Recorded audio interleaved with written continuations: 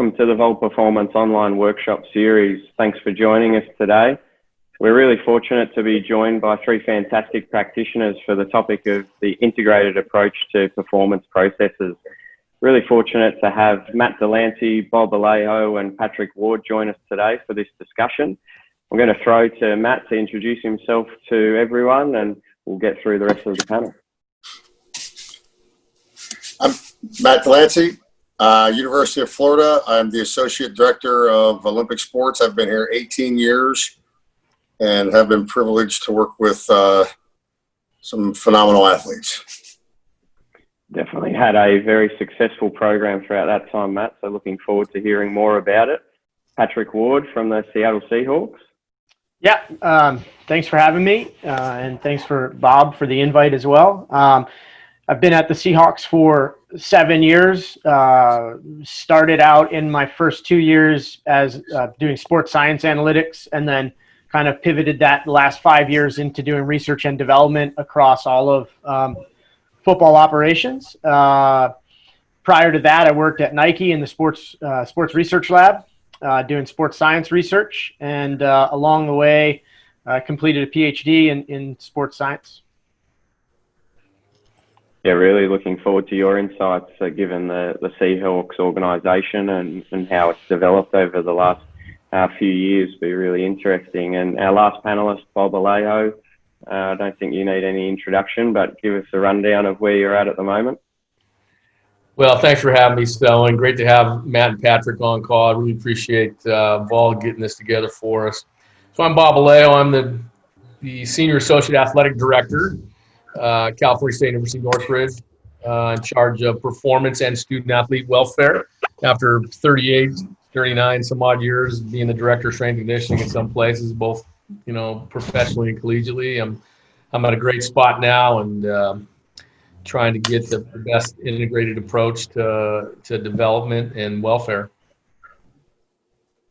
Yeah, and when you talk about that integrated approach, Bob, you've been involved in a number of high-performing organisations. How do you go about assessing the structure when you come into a new organisation and how a team is working within that integrated approach? Well, it's funny you should ask the question in that manner because I think high performance units in general and let's be clear, I think my position collegiately would be considered a high performance manager in Europe, Australia, New Zealand, that sort of thing. It's just kind of the nomenclature of my title is more geared to the collegiate setting. It's it's not unlike some places that already have a functioning unit as such because the collaboration and communication is so damn good there, right? And I think that's the key. I mean, the first thing I did when I came here was to make sure that we had standard communication processes. You got to put your standards in place, and that is your standard language, standard protocols. Really standardize your processes and your approach, which is meetings, reporting lines. All these things have to be cemented so that now you have structure, and with that structure comes the organization, the organizational flow of how. What strength conditioning does, sports science, sports nutrition, how that ends up funneling down the same lane to get to the athlete. And so really, whether this position is there coordinating all these things or not, as long as those units all together speak a common language and reporting lines and the communication processes are standardized, then I think you have what would be considered a high performance model. I mean, high performance model to me too now doesn't mean that high performance model has to be with elite athletes or has to be with pro athletes or has to be with Olympic athletes. I think the model itself is what says, this is going to allow us to have the highest performance. And that highest performance is absolutely a collaboration of all the performance units. And Matt, from your perspective, you've been in the one environment for such a long time. Can you relate to some of what Bob said there in how your program has adapted over time? I assume that there may have been an increase in resources throughout the 18 years and how you start to integrate that, or am I making assumptions there? So for kind of playing off Bob, like, I'm not a fan of silos. And I think that this kind of goes back to, like, when we start recruiting athletes, part of the conversation with the kid is, what are your expectations coming in here? So I think even before I get into any kind of training plan design, it's a communication with the athlete even before they're on campus. In terms of, like, again, talking about communication between different parties, I don't even try to build a program until I've asked the head coach about an athlete coming in, what their thoughts are, and then talking to athlete trainers about any kind of injury histories that they have that might give me insight. And then even before then get into a program, it's our assessments that we go through. So in terms of resources, I'm not one to ask for a lot.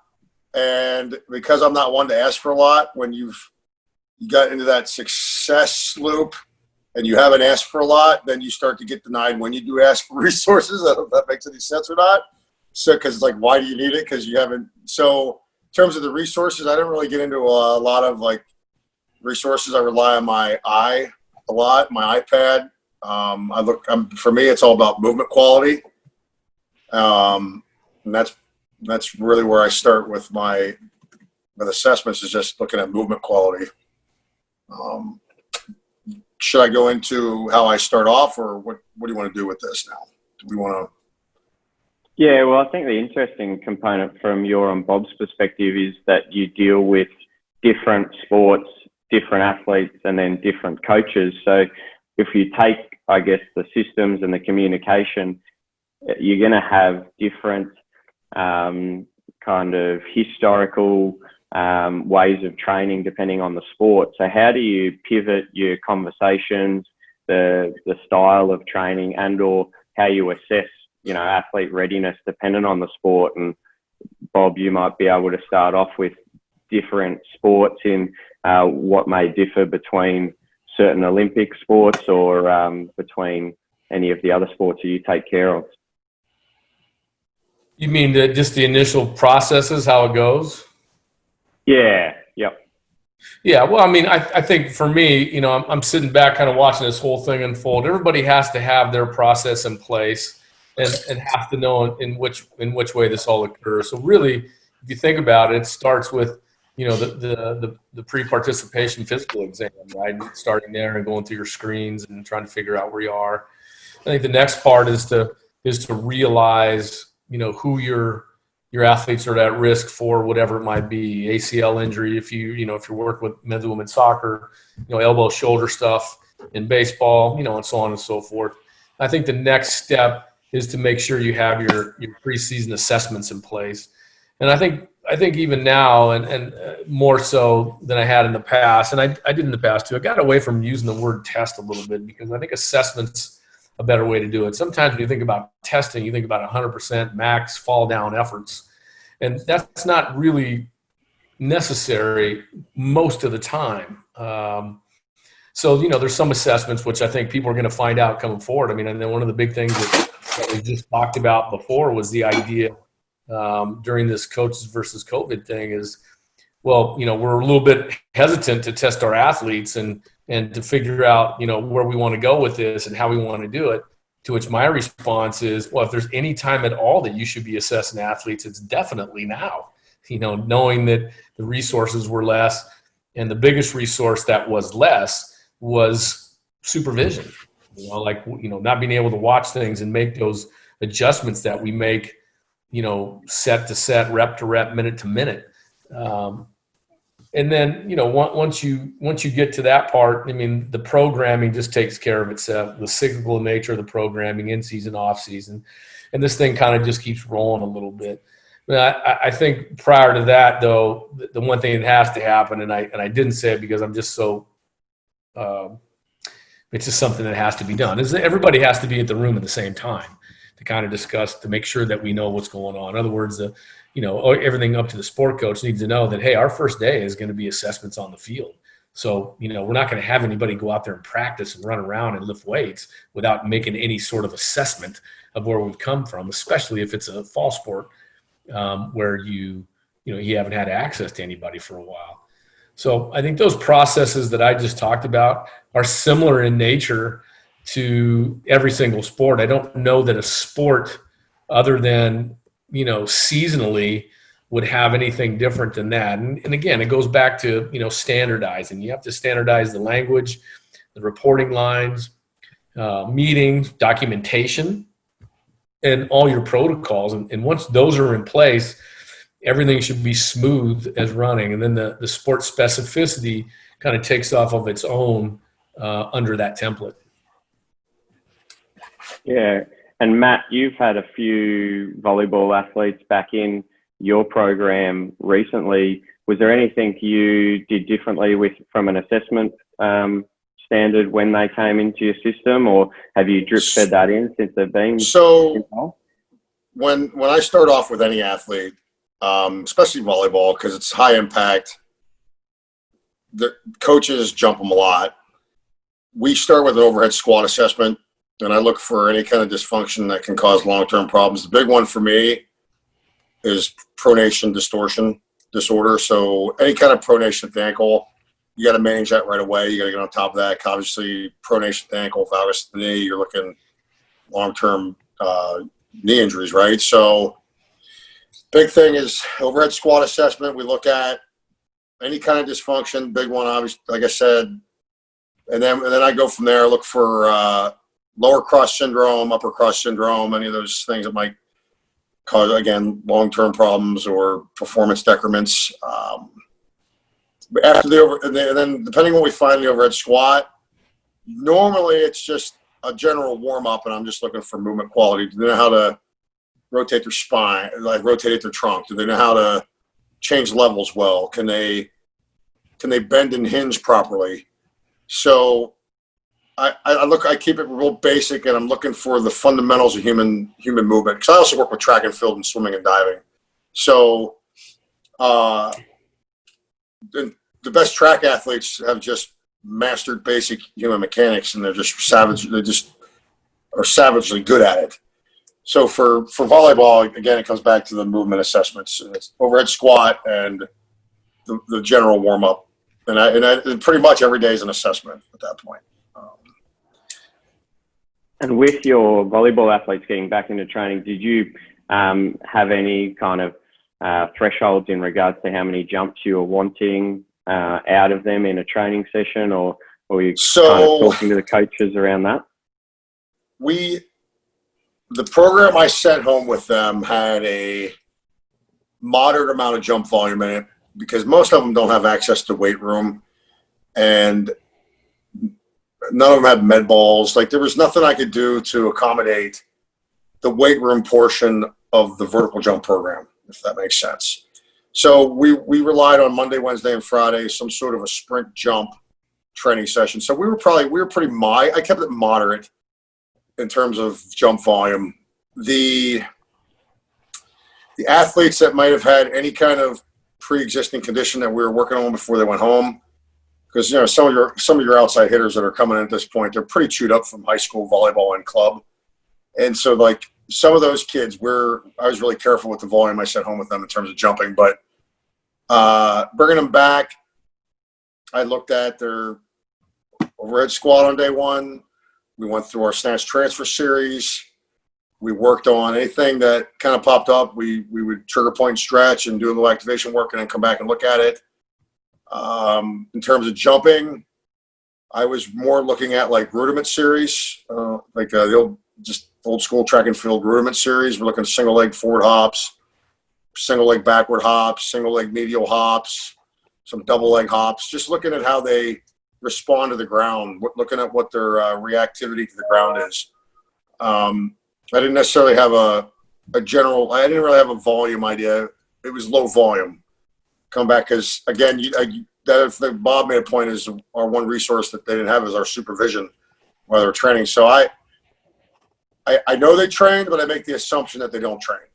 So coming back, it's low volume jumps. We did some sprint work on On day 2, I wanted to see how they were sprinting, and we kept it to like 6 20-meter sprints. Because I just want to see what they look like. And this week we've been able to build off what we did last week, and then it's I'd rather make the error of doing too little than too much starting out. Yeah, definitely. With a couple of practitioners I've spoken to, they're more inclined to use the slow burn than and make sure that they get a good gauge of where their athletes are at. Patrick, from your perspective, when we're looking at these sorts of assessments and possibly trying to monitor change or monitor where the athlete's at once they return, what are the best strategies when we're applying that? Because Bob's touched on, injury risk, and that we understand that it's multifactorial. So we're trying to understand where the athlete's at, but do we have better ways of determining whether they're at a higher or lower risk of injury at all? Yeah, that's a great question. I mean, obviously, this will be a return from an off season unlike any other. There's been some small kind of descriptive work done on the 2011 NFL season where players obviously missed a component of training camp just due to sitting out for CBA reasons. So they were trying to get a new CBA signed. However, during that period, obviously, players still have access to the gyms and the training coaches and private coaches that they always have, which is very different than here and now. I mean, in general, I guess conceptually, the approach doesn't change, right? Like training and understanding the process is all about two things. It's about understanding dose and it's understanding response. And so identifying measures that are reliable, that allow us to perhaps influence or provide information to the conversation around those two parameters, that's ultimately the kicker. So similar to what Matt and Bob talked about in terms of pre-participation physical and things like that, we do all of that stuff, jump testing and NordBord and some joint mobility type movement tests that our rehab and our strength and conditioning coaches feel are important to the success of the athletes. And obviously we also aggregate a lot of other information that tells us something about injury risk. So things like did they miss time last year due to injury? Did they have an off-season surgery where maybe, well, even in this year, it's even more important because maybe in previous years they'd be doing rehab the whole time, but maybe now the physical therapy clinic that they would go to is, has been shut down for different reasons. So knowing that information has to feed into some of our decision-making, as well. Knowing what our base rates are is always important.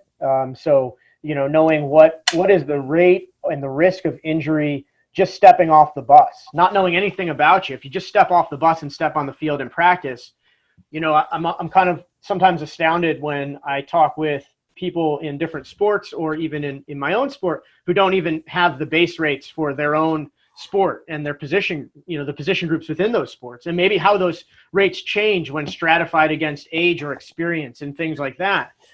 So we evaluate all of that stuff coming in, and then we take our pre-participation physical information. So, the jumps and the NordBord hamstring tests and the movement tests and all of those things, body composition.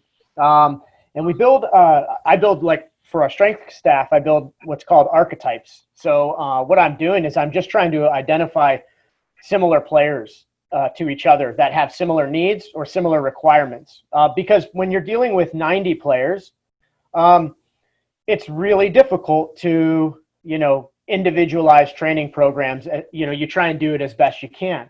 So if I can identify that there's 10 guys that have similar needs, that allows them to quickly put in place some sort of, specific component within their training program that addresses those things going forward. And then obviously we can test, measurements going along. That's how we start out. That's how we would start out in any season. I don't see this season being any different. I think I'd actually, I'd agree with Bob. It's vital this season because players are going to come back probably more detrained than in normal years. And then once the season gets rolling, once you start practicing, the same thing. You're always trying to understand dose and response. So for us, it's wearable technology on the field like accelerometers. which tell us something about the dose, what's been prescribed, how do the athletes behave under that prescription, and then the response would be something like their RPE following training. And so we're trying to then identify, like, is this response appropriate based on what we know about this player? And the appropriateness, or the residual, the difference between how they respond and what we think they should have responded, might fluctuate based on our known risk for that player. A guy coming in, in his 10th season, missed 8 games due to injury last year and had an off-season surgery, we're probably going to lower the threshold for when we flag that guy than a younger player who's more robust, didn't miss any time, and is ready to go. And so that's kind of how you build that stuff out to identify if the response is appropriate, and you adjust along the way. Yeah, and you obviously would have some form of, do you have a global kind of threshold or bandwidth, and then you individualize it based on what you were just saying then? Or do you kind of start generic for the squad and then refine once you start to get more data as they step off the bus? Yeah, that's a good question. So the threshold for flagging, like any sort of runtime error in their time series analysis of these types of serial measurements, that starts out as a very kind of general thing, and then we'll make the decision on whether we need to adjust it for someone or not. As far as the model that informs us how far outside of their norm they are, when you're looking at a team, I actually wrote a paper with some colleagues on this called "Putting the Eye Back in Team: How to Analyze Individuals in a Team Sport Setting." There's really 3 options that you have, right? You have a totally pooled option, which is we take everybody and we put all their data together and we assume that everybody is the same. We have a totally individual option where we take each individual person's data and we build an individual model for them. And then we have the middle ground, which strikes the balance between the two. And that does a little bit of borrowing strength from the pooled data when we don't know a lot. So for example, in our sport, it's not uncommon to have the back 10 players on the roster be on and off the roster all season as guys get traded, as guys get cut, guys get injured, guys get picked up off the street, guys come up to the active roster, guys go back down to the practice squad. So we might have, let's say, Matt gets traded into us as a middle linebacker, and Matt's never practiced for us. So initially, my model would say, I don't know anything about Matt, but I do know that Matt plays middle linebacker, and I do know the context of the training session that day, what was prescribed, how training went out, blah, blah, blah. The model is going to say the best estimate that we have for Matt, this is our prior, right? Our best estimate for Matt is how we've seen all the average middle linebackers behave in our system. As Matt practices with us more and more, the model becomes a bit smarter, and it says, this is Matt DeLancey. He's a middle linebacker. He behaves slightly different than how we've seen other middle linebackers to behave, and these are the appropriate thresholds that we need to identify for Matt. And so then the model gets a little bit smarter over time as Matt makes produces more data into the model. So that's kind of how we use that information going forward. Yeah, that's excellent. I think definitely some valuable insight there into how because I guess we're in a time now where everyone wants to have an individualized program. So how do you individualize, as you said, based off archetypes, where if you've got 90 athletes, writing 90 individual programs is very time consuming for coaches, but then also trying to identify differences in data sets can be a bit time consuming as well. So how you refine that process is really important. Yeah. And I also think, to that point, when you think about human beings, like we often think about, the elite athletes are the furthest furthest on the normal distribution, right? They're not like the population, they're total freaks. But when you get up to those athletes, they're more similar to each other than they are the normal population. And you're going to see, I don't know how many players are on a college volleyball squad, but let's say there's 30, probably, if something like upper and lower cross is something that Matt identifies as being important to his program, that's probably something that I, as the data analyst, would want to include in these archetypes to inform him about. And I'd have to probably guess that, like, of those 30 kids, 20% of them are going to present with, an upper cross syndrome, or maybe even more. But, you're gonna find these kids that sort of cluster together and have a lot of similar characteristics. And the quicker we can identify those and get them to the strength staff, the easier it is for their planning going, through the season and stuff. Yeah, definitely. Bob, from your perspective, with what Pat's just talked about there in regards to having, I guess, tests that strength coaches or performance staff value or believe is important to their program, how do you as the director filter that when a staff member maybe comes to you with a new process or a new protocol? Do you have kind of a set list of assessments that over your time you feel provide really good information based on the athlete's strength and power or hamstring strength? And then how do you add new bits of assessments in or refine that? You have to make sure that your assessments are in line with, two things, the sport and the training, right? So no matter who you are, how fit you are, tall, short, fast, whatever, the sport's going to ask you to do something to be successful.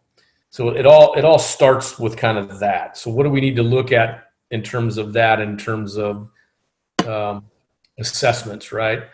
And then you have to see, and I think some coaches get away from this a little bit, certainly sport coaches do, is they end up having some sort of, I guess, test of sorts or task for people to do when they come back or right before the season. And really it's not a test of anything that has to do with the sport at all. But most importantly, it doesn't really assess anything that we've asked you to do on the fact we're training you to play this sport. So it's much like the old baseball coach that wants you to run 1.5 miles, for time, when there's literally nothing that I'm ever going to have you do that's going to have you do that test successfully and indicate anything, right? Because that's not what that's much like me giving you a math book to study for a test and then giving you a sociology quiz, right? That it's totally disconnected. So that's what I want to do. I mean, one of the things that I've not necessarily had to come to grips with, but have to understand in terms of philosophy is, your philosophy has to stay the same. How you attack your training, cyclical for each sport, that sort of thing. What can change is the methods, right? So, if you don't have, if you're not lucky enough to have, a Alejo set with bumpers and the whole thing, then it's probably likely you're not going to be doing, cleans and snatches and things like that and allowing the bar to hit the ground. Just simple instances like that. Still, that just because you don't have those things in your room to develop power doesn't mean that the sport you're training your athletes for requires power. It still does. So you have to figure out how to get there. So a lot of times your assessments are based on your resources, either personnel, money, equipment, whatever it might be. And that's where I have to, that's where I'm going to have a good understanding of who you are as a strength and conditioning professional or as a rehab specialist, an athletic trainer, because athletic training is essentially the same thing that we do, but we do with a different population. We still work with kinetics. We still work with kinematics of exercise. In other words, there's no such thing as a rehab squat. It's either a squat or it's not. Right. So we've got to make sure we include these sort of things in there. So when you tell me, hey, coach, for our baseball team, I want to run the 1.5 miles for a test when they come back. Well, we're absolutely not doing that. There's nothing anywhere that tells me this is a predictor of sorts. I hate to use the word prediction. I know Patrick and I have talked about this before, but we'll just say, because we understand that term, that's going to let me know about reducing the severity and risk of injury or helping you swing the bat better or throw the ball harder. So, that's how I look at our assessments. And then again, okay, you got the right assessment. My next thing is, all right, what kind of training are we doing for that? So if we're doing, let's say we have a 10 and 20 yard sprint test for our baseball team, but we're running, lower intensity strides, very little high intensity sprints. The program in the weight room is very high volume. I'm going to say we're not. You got the right assessment. You don't have the right training. And I think all of us on this panel would attest to that process is kind of evolving all the time to make sure that it happens that way, right? So, volleyball is a team that I've been, a sport I've been with for a long time. At the end of the season, I'm not just, hovering over these jump tests all the time. That's probably the least likely thing I need right then. Much like I'm not testing, that same sprint capabilities with soccer in men's, let's say, with soccer in January, because we're so far away from what we want to do. So those tests and assessments change, in my opinion anyway, because I like to do periodization. I like that as my plan. Those assessments change cyclical too. So again, it starts with a sport. What's that sport asking you to do? What's your assessment? And, if that assessment rings true, then you have to figure out, well, so what are we doing to train for that? And what about when it comes to presenting that data back to either the athlete, the sport coach, or even your assistant strength coaches? How are you doing that in your environment with such a volume of staff and different sports at the moment, Bob? Well, I mean, it's not all that easy. You got 2 full-time strength coaches for 350 something athletes. But I mean, again, you have to do what's best based on your resources. So you can't just go out and have all these assessments and tests and not provide any information from it. You're almost better off doing just vertical jump tests and being really good at that and being able to come back with really good data, which is why somebody, whoever has someone like Patrick on staff is so fortunate, because, you can get a quick turnaround, which I left out in that first statement. In this case, this time, you want some of the data as soon as you can. But I think particularly now, I want that data by the end of the day, because I'm going to need that going forward, right, in this current environment. But that, I think you have to give it out in some common sense ways, right? I mean, Patrick's a wizard at this sort of stuff. And I think he too would say much of the value of the things that he's doing is to make it digestible. And I've had conversations with Patrick, and I've had to say, tell me that again now, because it's hard to grasp it. But I think if you just stay consistent with your metrics and are able to provide it in the language that sport coaches can provide, how we all talk about it, is going to be much different than how we present it to the sport coach. So I'll give you an example. It starts off with, hey, I want, like saying the beep test, the continuous beep test. I want all my, I think we should put a number on the beep test. I want all my guys to do a 16 in the beep test. And I say, well, that doesn't make any sense at all. Well, why? Well, because you have wings that are drop dead sprinters that, thank goodness for the free substitution rule in soccer now, which you should utilize completely, because after a few good sprints are going to be done. You may have some defenders or some runners up front that rely on that. Right. So you have this giant gap. Right. And I'm also not so sure that continuous beep test is our best test in the fall, because now we haven't done anything really at low level intensity, which that sort of is.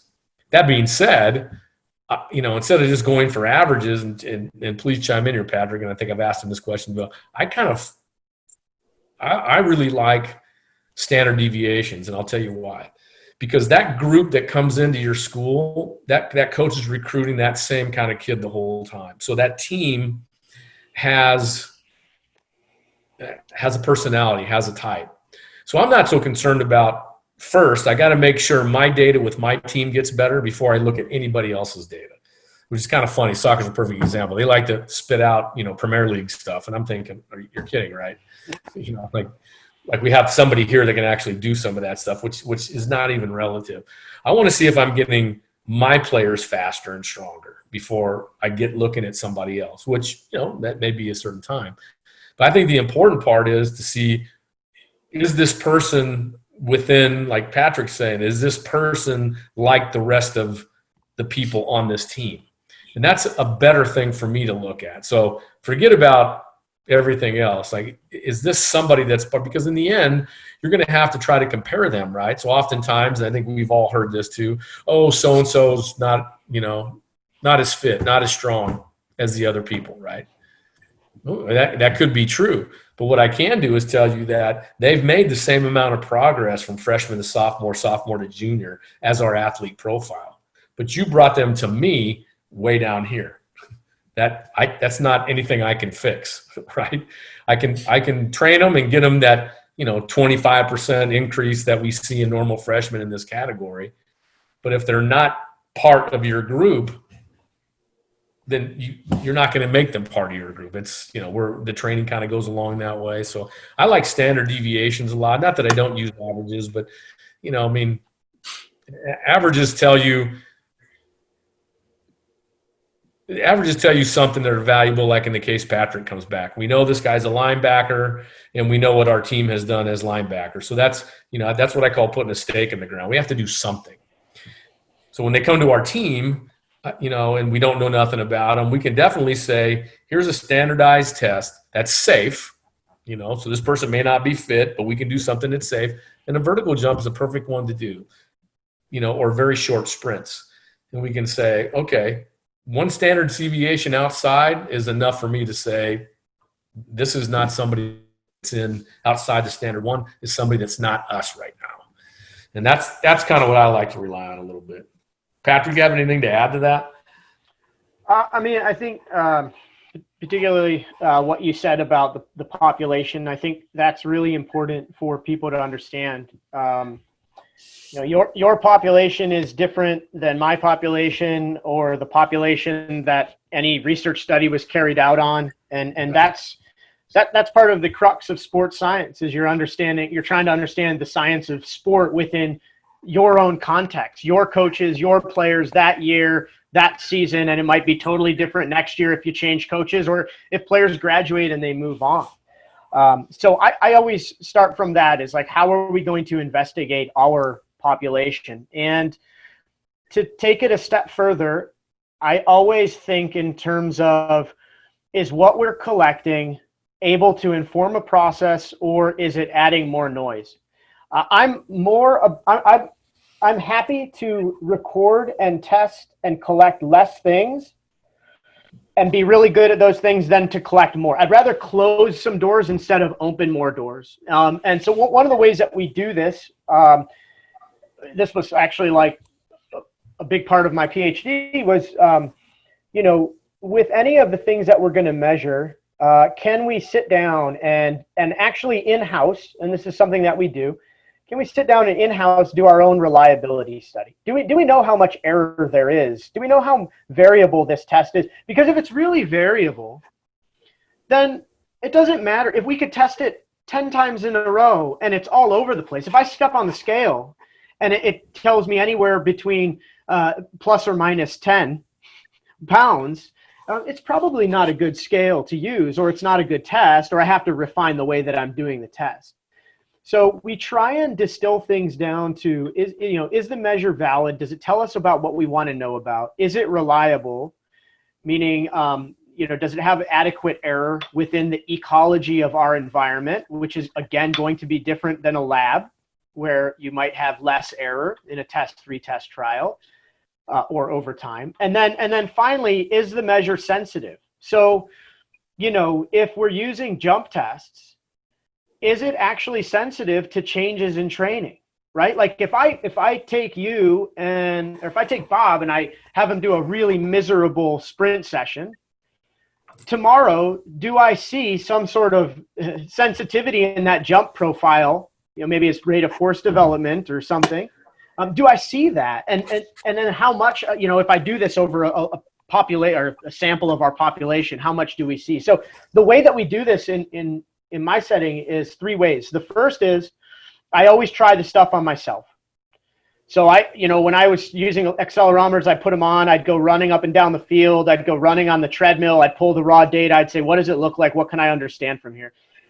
Once I can understand that, I recruit some of our strength coaches and medical staff, and I say, we're going to do a study. We're going to do a test-retest study. We're going to do some reliability on this. And I put together some tests, and we do it, and we see what it looks like, and we try and understand it. If we feel good about it from there, I'm going to trial it on a small subset of the population, usually some of the practice squad players who are around all the time and not influenced by having to have game loads at the end of the week, or guys that are coming back through rehab. If we feel like we're getting good information enough from that we can make some decisions on and it can inform the process and not add noise, then the next season we're going to roll this out to the entire team, and we're going to try and work with it. And that's when we'll build a web page and people can interact with it and start to ask questions. But we always start from that premise is, are we adding noise or are we actually contributing something? And I think sports science, if you think about all the touch points that these kids have, for our guys, the first, they get in the morning, you got to see the equipment guy, get your pads fitted, go upstairs, see the dietitian, get your meal, meet with a coach. Then you got a team meeting, then you got a walkthrough, then you got media, have lunch, go outside for practice, more media, more meetings. They have a million touch points. The college kids are no different. They got classes and all that kind of, social life and all that stuff. The last thing that I want to do is increase touch points if they're not giving us valuable information that inform the process. I don't want them to be, I don't want them to have to come in and be like, okay, also, before you do all that, go ahead and spit in this pipette. Let me draw your blood. Increasing touch points always makes kids more miserable to do anything. And it doesn't necessarily give us valuable information to inform the process. So I always start with that. So you have to be really good at understanding the ecology of your environment. If you're in the AFL, those kids will do anything pretty much. I visited AFL clubs where I'm like, geez, this is insane. Like they show up, they do whatever you tell them to do. North American athletes are very different. They do what they want to do. And that's just what it is. And so you find ways to be a part of the wallpaper, collect information that's reliable, that can inform the process, and not create too much noise. That's my, that's kind of my 2 cents on monitoring in a nutshell. No, I think that's a great insight into probably a little bit of using the model that Aaron Coots and co wrote about in the working slow or working fast. In sports science, we can get a little bit caught up in wanting to add something because we think it's going to be valuable, but we don't actually understand what it's applying. So it's probably a shock to some people for you to say you run through those 3 things and then you wait till the next season to roll it out. Because some people get so eager into wanting, well, if it's important, why aren't we doing it now? Yeah. And I mean, I've seen it where you try and roll something out prematurely and you get bitten really fast. If you haven't studied it enough, all of a sudden the players become skeptical of it. Wait, you can't tell me anything about this, but you're collecting it on me. It's like, oh crap.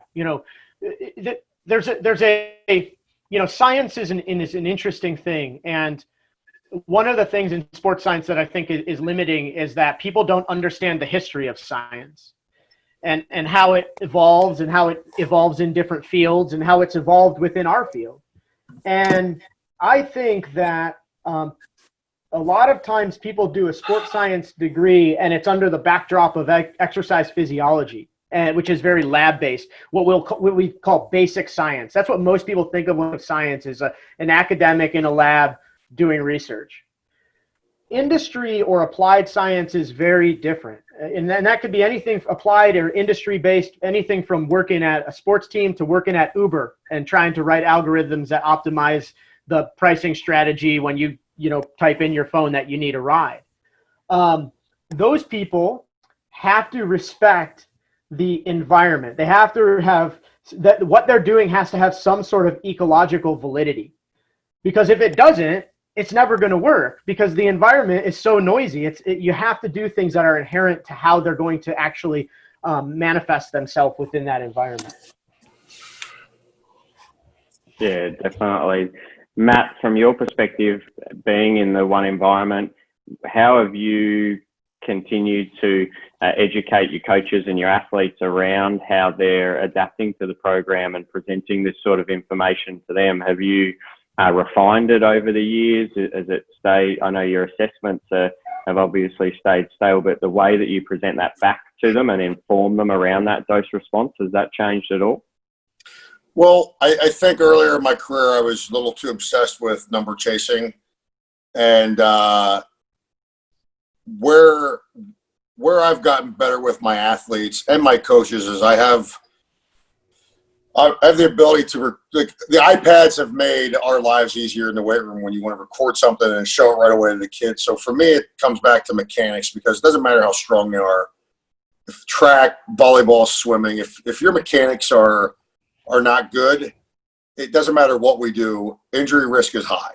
So things for me that help connect dots for athletes and coaches is when I'm showing them on the iPad, whether it's a clean, a squat, or whatever, and I'm talking about, okay, you're properly hinging or you're not properly hinging. You're overarching, you're rounding your back, or your neutral spine. So for me, it's about connecting the visual dot for the coach and the athlete, because that's easy. When they can see it, especially like, to me, sports coaches, when they can't see it, it's almost unimportant to them. When you can show them something where you're like, look, this is where they're getting better at, you can compare the visual assessments and the day-to-day training.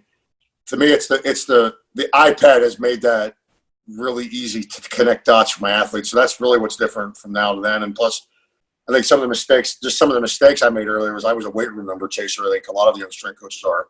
And like, I know now, like I honestly just don't care what's on the bar. The first thing I'm looking at is, okay, are our movement patterns correct or are they not? And again, it comes back to, we had a 6'8" volleyball player. And when she got to us, she had a quarter squat with a rounded back. And it was one of the ugliest things I've ever seen in my life. And for that kid, it was, all right, we're working with the barbell. We're trigger pointing and stretching lateral hamstring and doing a little glute activation between sets. Before you know it, she's 6'8", sitting the parallel with her feet straight ahead and a flat foot. And I have a recorded history of her literally going from that real ugly high rounded off back to something that's pretty solid for a 6'8" kid. And she weighed, and she's proud of this, so I know I can bring this up. I'm not going to say her name, but she put like 27 pounds of muscle on in a 4-year career. And so when she was 190 pounds as a senior, she was squatting right around $165 with really good technique. And that's a victory, because you can see the pride. You can also see her jump went up, her overall health and her body went up. And a lot of those dots were just connected with the iPad. Right here, look at yourself. And that, for me, that's the biggest change from now to then, is really being able to give them that visual cue every time they come in. I think that's a really great point in the regards of in the gym. Part of our role is to make sure the athlete can train more in their sport, because as what Patrick alluded to earlier was, and what we've found in AFL, if our guys are able to complete more training sessions in the previous year or in the previous preseason, they are healthier through the in-season period. So if we're chasing numbers in the gym and I'm trying to get guys to 2 times body weight or 2.5 times body weight squats or trap bars, and then that's causing them an inability to train out on the field, am I actually doing a disservice to the quality that prepares them best for the game? And that's, for us, what we've learned definitely in our program is the weight room is there to build robustness and resilience to allow them to train more so they can develop better at the skill of the sport. And it's also the job of the weight room is to reinforce mechanics that are important to the sport, right? So if we're creating a fatigue mechanic in any movement pattern in the weight room, that fatigue mechanic might show up on the track, in the pool, on the volleyball court, and depending on where that fatigue mechanic is, it can drastically increase their injury risk. So for me, if our mechanics are not correct in the weight room, we're setting them up for failure in their sport, whether it's injury risk or just performance-based. Yeah, that's great. It probably brings me on to my next question. Mechanics seems to be a bit of a non-negotiable for Matt. Patrick, in how you apply your role in the Seattle Seahawks organization? What's a non-negotiable for you when it comes to your day-to-day within the program? A non-negotiable? I think for me, it is non-negotiable in how you collect your data. If you're going to say something's important, we have to have really good data collection and data storage guardrails around it. Bad data leads to bad model, leads to bad decisions. So we're very meticulous on, myself and our data engineer, we're very meticulous on what gets collected, how it gets collected, how it gets stored within our back-end data lake. And then, because ultimately that makes our jobs easier when we have to write queries and write analysis that then produce a web page or something for people to interact with. So my non-negotiable is how your data is stored. And I think for your sport, whatever you're collecting, you have to try and understand as much of the context as possible and codify that. There's lots of things that people ask about sometimes where they're like, oh, it'd be great if we knew how well the players practiced when the barometric temperature was 72, or the barometric pressure was 72. And it's like, well, where are you collecting barometric pressure from? Like, if you don't codify pieces of your life, then it's impossible to turn them into data that can be analyzed. So we always look at what is the context of the game or of the training session. How many days to the next game are you? For us, what kind of equipment they wear matters. Are you in pads? Are you in shorts and a t-shirt? Are you in helmets and cleats? That matters to the training load.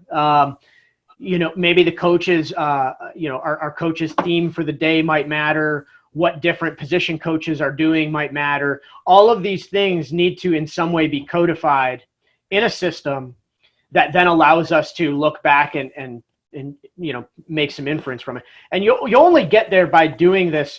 I mean, we've gone through several iterations of this where it might be, the first season we collected a few things, and then, in sitting at the end of the season and doing some analysis, I was like, gosh, I really wish I collected these other 4 things. It would help me here to kind of stratify some of this. So I put them in as like next season, that's what we're going to add. And then, maybe the next season, so you're always finding the pieces, the pieces that you need to know about or might inform the analysis.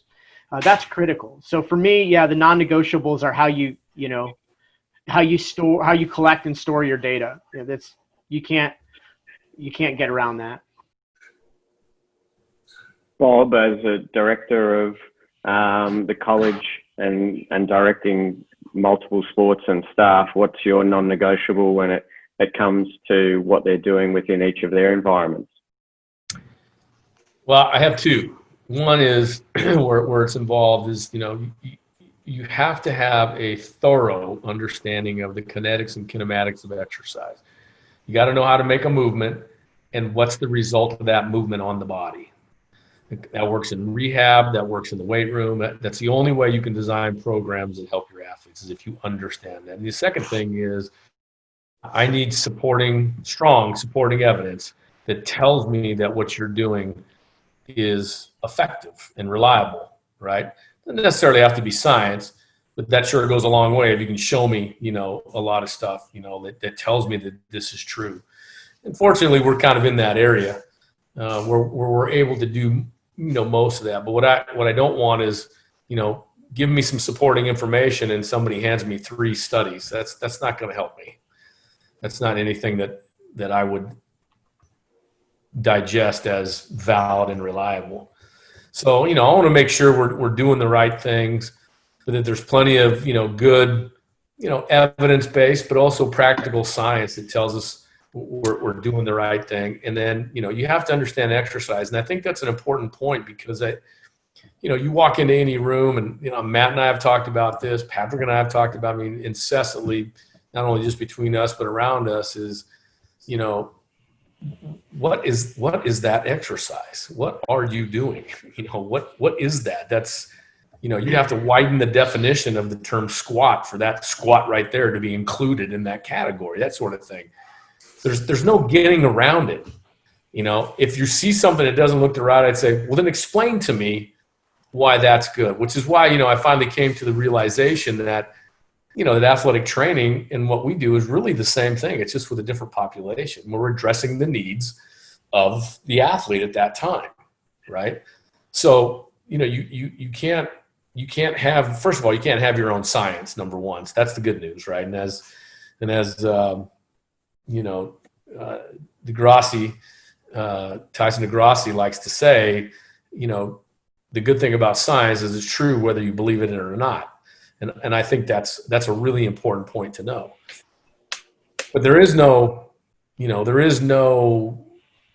certain squat that makes you faster than another, that looks different than a standardized criteria to make that happen, which is, again, like Patrick is saying, some standardized, I think we've heard the standardized thing here a couple of times.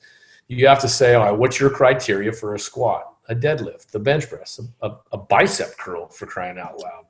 I need to see those things, because we know with certain execution of that exercise, certain things happen. If you don't execute that exercise in a certain manner, something entirely different happens. Not just a little bit; it's something entirely different happens.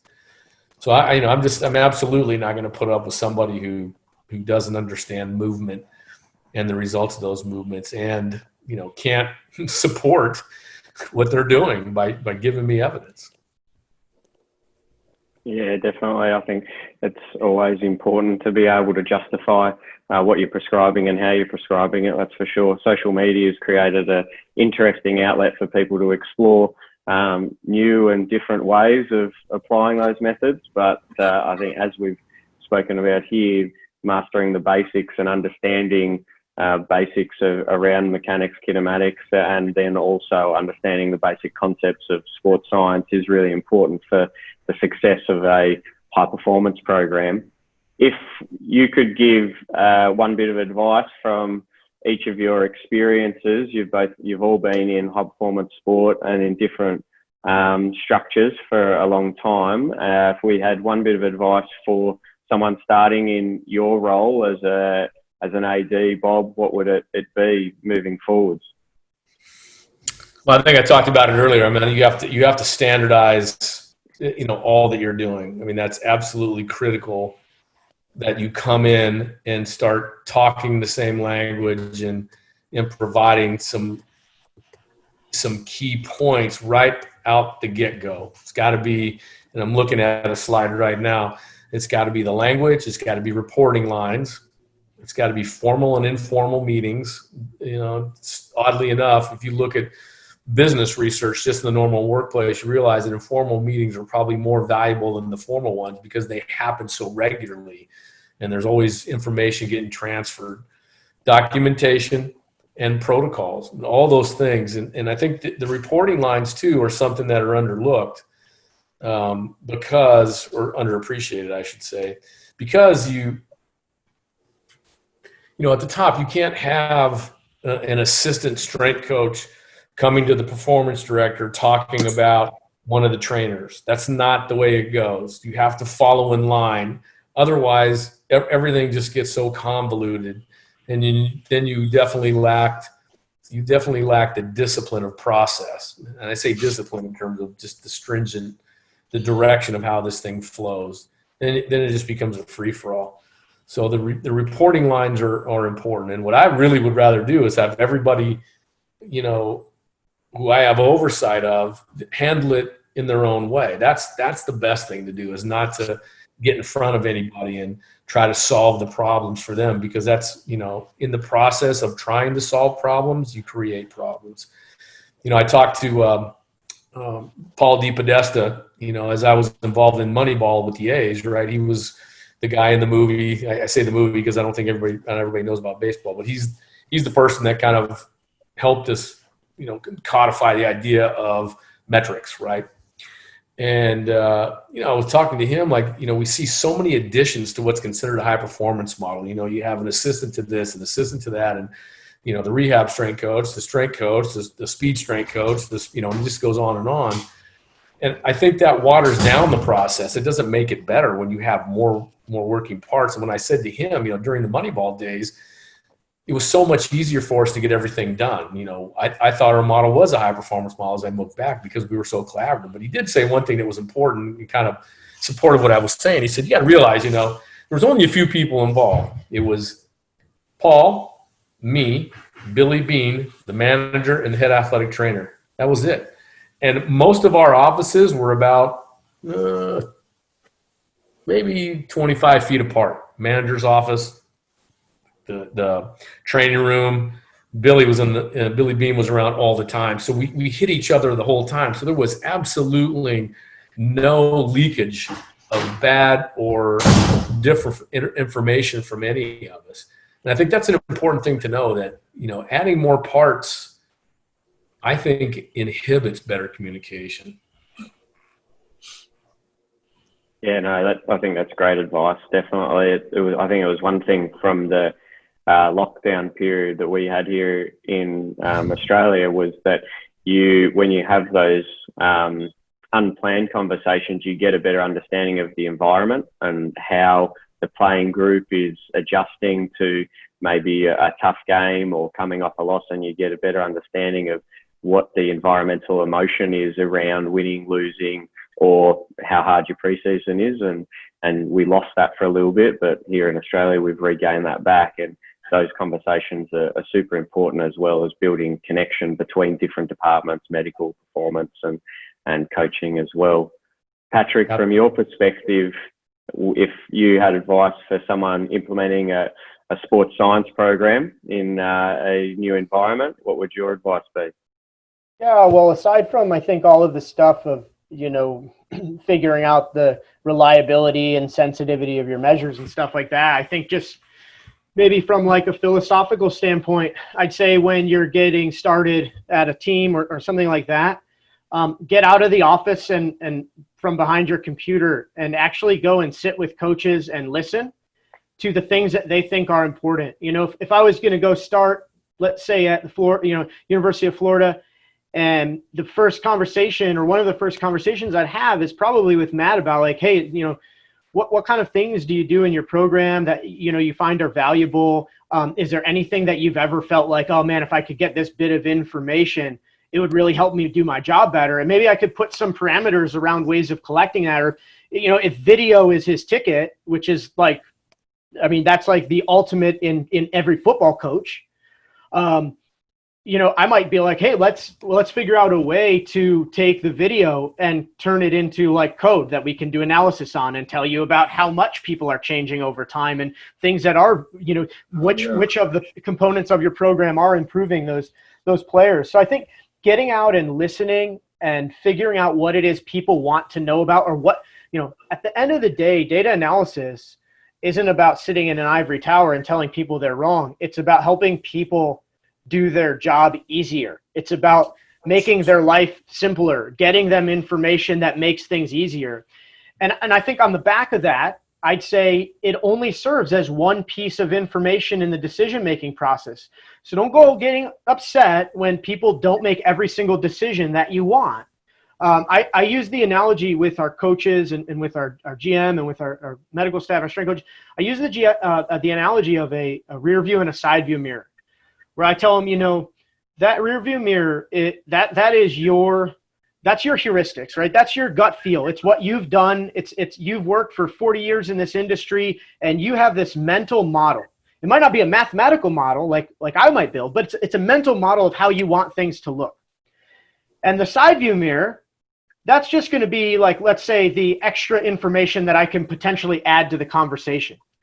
So all we're trying to say is, hey, if you're going to change lanes, you're always looking in your rear view mirror. If you look down in the side view mirror and everything agrees, if we both agree, let's go ahead and make that decision and change lanes. If we don't, let's just have a conversation about it. And there might be times where you're going to overrule it and walk. And there might be times where you pause and say like, oh crap, I didn't think about that. Let me reconsider that, and let's follow up or get more information. So don't always feel bad if people don't make all the decisions that you want. That's not the point of this. And then I think finally, to tie together what both Bob and Matt said, Bob talked a lot about process and people and teams, and Matt talked about not having silos.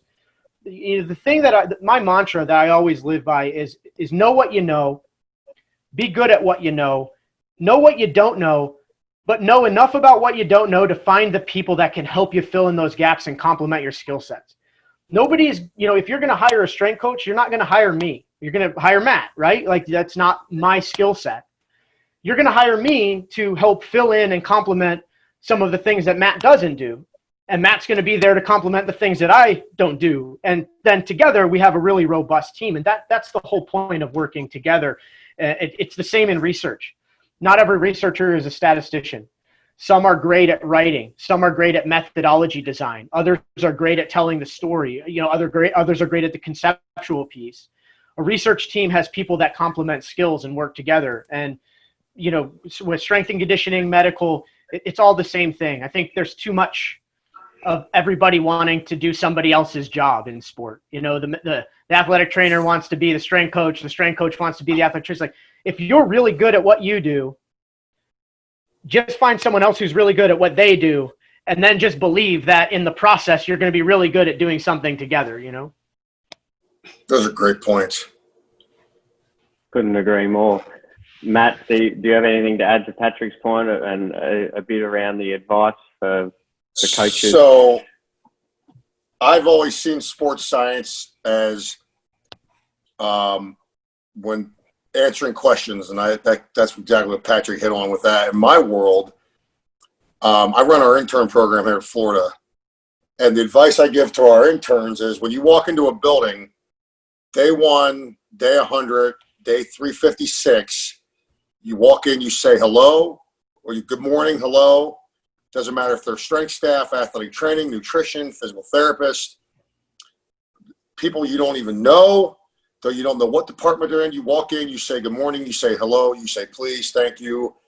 I think that at least in the American strength and conditioning model, there has been a lot of like peeing on bushes, if you understand the reference, like this is mine, right? And I think the problem that you have is sometimes strength coaches are so like in that, well, this is my piece, that they forget that ours is 1/5 or 1/7 or 1/9 of the whole puzzle piece that we're all trying to put together. And I think the best thing to do with interns is let's get them out of their own heads. And the best way to do that is just be polite to people, learn how to say hello to people. And then as you get into our profession, don't be the person that every time you get a new book, you don't have to put it on social media. Nobody cares that you just read the next best book in the line. I'd rather know who you talk to. I think the mistake that a lot of people make is they buy the next book and they read it cover to cover. They don't absorb anything. And when in reality, they could have walked over to someone's office and had talked to a coach and picked up some great points. Like, not to name drop, but we had Dan Paff here at Florida for 2 years back early in my career. And I'd go over to Dan's office and I'd just talk to Dan, and it could be about life. It could be about track and field. And one of the things I learned from Dan early on is the least most effective dose. And for me, that was a huge piece of my fundamentals of what I do as a coach. So I think that get out of your silos, speak to everybody within your organization, find coaches to talk to. I don't care about what books you read. It's great that you're reading books, but talk to people. Check your ego at the door every day you come in the room, and walk in with a growth mindset, because I feel like the biggest mistakes I made early in my career is when I let my ego get in the way and we were chasing numbers and, ego lifting. And that was young Matt. As I've progressed through my career, it's numbers. The numbers are important in certain situations, but a lot of times it's all about like one of my, you put it perfectly, was my non-negotiable comes back to mechanics. So I think that's probably the best advice I could give a young strength coach coming up in our profession. Fantastic to have all three of you provide some fantastic information around performance systems, performance units, and just around development as well from a coach and an athlete perspective. So I really appreciate your time today, and all the best for what the future holds. Look forward to staying in touch. Thank you. Thank you for having us. Thanks, Selwyn. Great to be on with my good friends. It's a blast.